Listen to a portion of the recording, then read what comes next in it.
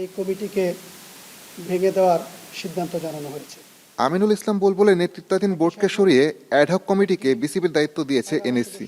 দেশের ক্রিকেট মহলে বিষয়টি নিয়ে চলছে আলোচনা সমালোচনা। অবশ্য এনএসসির সিদ্ধান্তকে সঠিক বলেই মনে করছেন নবগঠিত অ্যাডহক কমিটির সদস্য রফিকুল ইসলাম বাবু। এখন টিভির মুখোমুখি হয়ে দায়িত্ব পাওয়া প্রসঙ্গে কথা বলেছেন এই ক্রীড়া সংগঠক।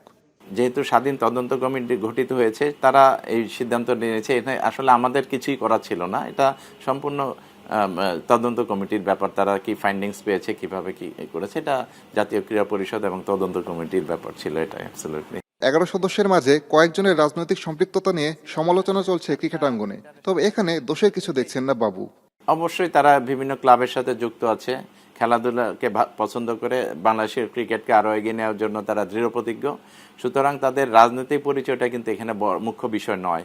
কারণ কোনো রাজনৈতিক নেতার ছেলে মেয়েরা যে ক্রীড়া সংগঠক হতে পারবে না বা খেলোয়াড় হতে পারবে না, এই ধরনের কোনো বিধান নেই।